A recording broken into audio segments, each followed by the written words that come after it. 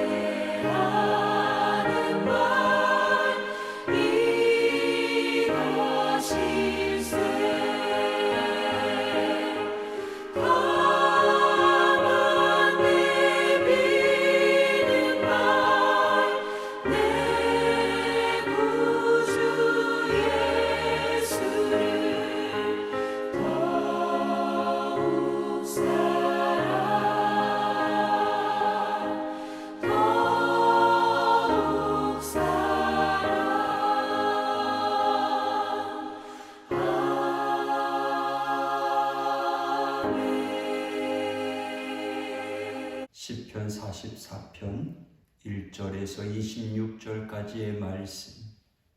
하나님이여, 주께서 우리 조상들의 날 곧 옛날에 행하신 일을 그들이 우리에게 일러주매 우리가 우리 귀로 들었나이다.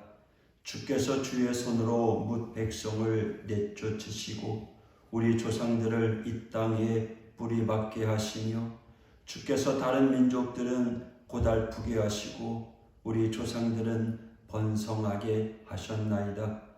그들이 자기 칼로 땅을 얻어 차지함이 아니요 그들의 팔이 그들을 구원함도 아니라 오직 주의 오른손과 주의 팔과 주의 얼굴의 빛으로 하셨으니 주께서 그들을 기뻐하신 까닭이니이다.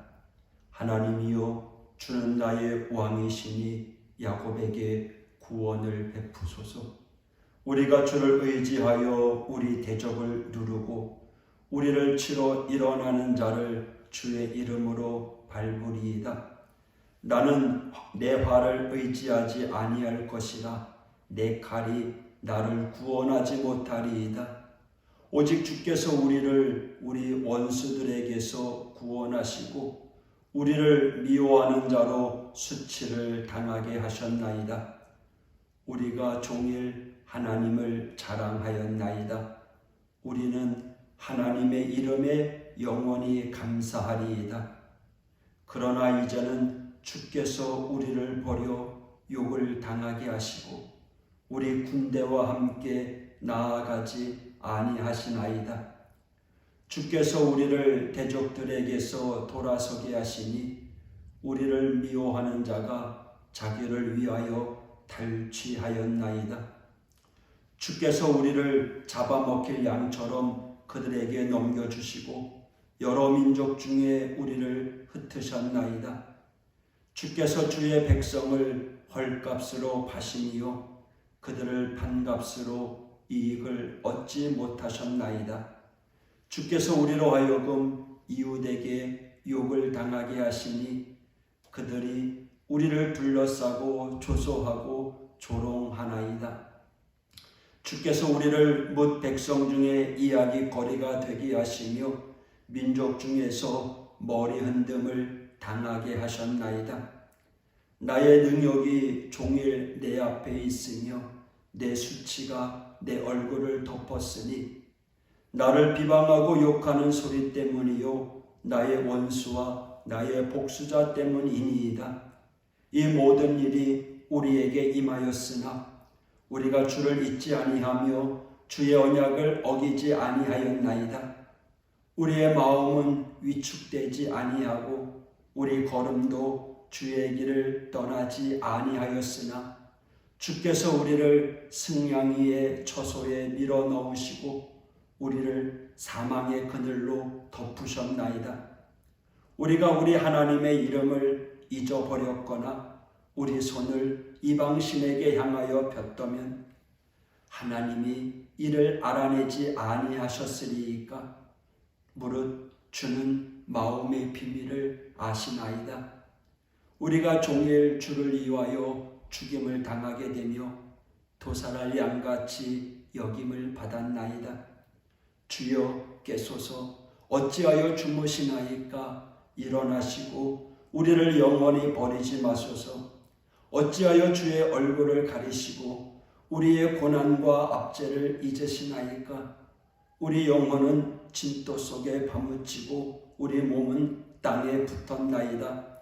일어나 우리를 도우소서. 주의 인자하심으로 말미암아 우리를 구원하소서. 아멘. 오늘 본문은 두 개의 상반되는 내용이 등장합니다. 1절에서 8절까지는 하나님께서 향하신 위대한 일들을 고백하며 높여드리는 내용입니다. 2절, 주께서 주의 손으로 뭇 백성을 내쫓으시고 우리 조상들을 이 땅에 뿌리박게 하시며 주께서 다른 민족들은 고달프게 하시고 우리 조상들은 번성하게 하셨나이다. 8절, 우리가 종일 하나님을 자랑하였나이다. 우리는 하나님의 이름에 영원히 감사하리이다. 하지만 이어지는 9절에서부터는 분위기가 반전됩니다. 11절, 주께서 우리를 잡아먹힐 양처럼 그들에게 넘겨주시고 여러 민족 중에 우리를 흩으셨나이다. 13절, 주께서 우리로 하여금 이웃에게 욕을 당하게 하시니 그들이 우리를 둘러싸고 조롱하고 조소하고 조롱하나이다. 뭔가 큰 어려움을 겪고 있는 듯합니다. 이러한 상반된 이야기가 시편에 담겨 있는 것이 조금은 특이합니다. 그런데 자세히 보면 이 이야기는 지금 한 시점에 있는 상황에서 고백되고 있음을 알 수 있습니다. 바로 전쟁에 패한 민족의 탄원시입니다. 한마디로 예전에는 하나님께서 우리 민족에게 이렇게 행하셨는데 오늘 어찌 이런 전쟁의 패배가 우리에게 있을 수 있습니까? 하며 탄원하는 내용입니다. 여러분, 하나님을 의지하는 백성이라도 항상 승리만 맛보는 것이 아닙니다. 하나님은 그의 백성에게 패배와 수치를 맛보게 하십니다. 은혜의 하나님이 징계의 하나님이 되셔서 백성들을 대적의 손에 넘기기도 하시는 것입니다. 그래서 하나님의 백성이 대적들의 먹잇감이 되고 조롱거리로 전략하기도 합니다. 신명기에서는 백성들이 범죄했을 때 하나님의 징계를 받는다고 설명합니다. 이것은 오늘날에도 마찬가지입니다. 오늘 우리가 구원을 경험한다고 내일 똑같이 구원이 우리에게 주어진다는 보장은 없습니다. 하나님은 우리에게 구원의 하나님만 되실 거라고 생각하는 것은 잘못된 믿음입니다. 이것은 하나님이 변덕스러워서가 아니라 하나님에 대한 우리의 태도가 달려있기 때문입니다. 은혜의 하나님께서 때로는 그 백성들을 깨우치시기 위하여, 또 때로는 그 백성들로 하여금 돌이키고 다시 하나님의 자녀로 자라나게 하시기 위하여 징계를 허락하시기도 하신다는 겁니다. 17절입니다. 여기서 중요한 것은 우리의 반응입니다. 오늘 이스라엘 백성들의 반응이 무엇입니까? 이 모든 일이 우리에게 임하였으나 우리가 주를 잊지 아니하며 주의 언약을 어기지 아니하였나이다. 이들의 놀라운 신앙, 하나님을 향한 신뢰가 느껴지지 않습니까? 비록 슬프지만, 힘들고 아프지만, 이해할 수 없고 납득할 수 없는 상황이지만 하나님은 반드시 살아계시고 늘 우리에게 선하신 분이심을 믿기에 다시금 우리는 하나님의 도우심을 구하며 하나님께 나아갑니다. 26절입니다. 일어나 우리를 도우소서, 주의 인자하심으로 말미암아 우리를 구원하소서. 어쩌면 전쟁에 다 패하고 돌아와 뿔뿔이 흩어진 것이 아니라 그 즉시로 이들이 한 곳에 모이지 않았을까 생각해 봅니다. 그리고 진심을 다해 하나님의 도우심을 구했을 것입니다. 놀라운 것은 우리라고 하는 고백입니다. 본문에서 계속 반복되는 표현이 우리입니다. 우리의 신앙도 이와 같아야겠습니다. 참으로 하나님은 선하신 분임을 믿고 어떤 상황에서도 하나님을 저버리지 않고 오직 하나님만 붙들고 나아가야 할 것입니다. 그런데 더 중요한 것은 우리라는 공동체의 고백이어야 합니다. 내가 속한 공동체가 한 마음으로 하나님 앞에 나아갈 수 있어야 한다는 것입니다. 누군가는 혼자 깨닫고 고백할 수 있습니다. 몇몇은 각자의 신앙의 자리에서 회복하고 일어설 수 있습니다. 그러나 공동체 전체가 이런 신앙과 신뢰를 함께 갖고 있기는 결코 쉽지 않습니다. 내가 속한 공동체, 우리의 가족, 우리의 하호교회 구성원 모두가 한 마음으로 하는 것은 결코 쉬운 일은 아닙니다. 어떻게 이들에게 이러한 고백이 있을 수 있었을까요? 공동체가 함께 경험하는 신앙의 자리가 있었기 때문입니다. 말씀을 함께 받고 예배를 함께 드리고 기도의 제목을 나누며 모두가 하나의 공통된 경험을 통해서 하나님을 배워갔기 때문입니다. 우리도 마찬가지입니다. 이를 위해 함께 하나님의 말씀을 듣고 함께 예비하며 함께 신앙의 경험을 공유해 갈 수 있도록 더욱 힘쓰는 우리가 되어야 할 것입니다. 여러분, 주님의 몸된 우리 하호교회를 소중히 여기며 우리 믿음의 하호교회 공동체를 위하여 오늘도 함께 중보 기도해 주시기를 부탁드립니다. 기도하겠습니다. 하나님 아버지, 참으로 좋으신 아버지 하나님, 감사합니다.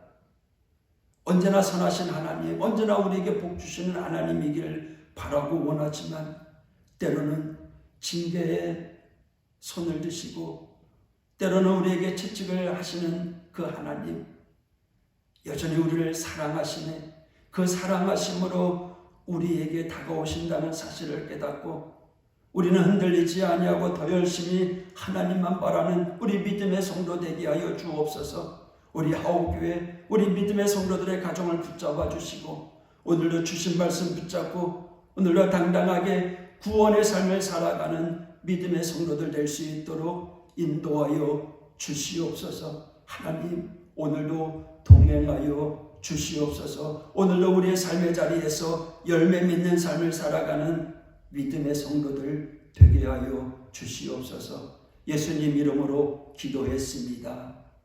아멘.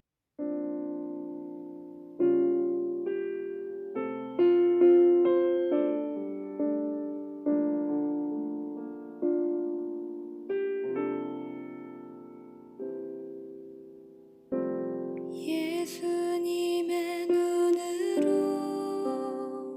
그들을 보게 하소서. 예수님의 손으로 그들을 섬기도록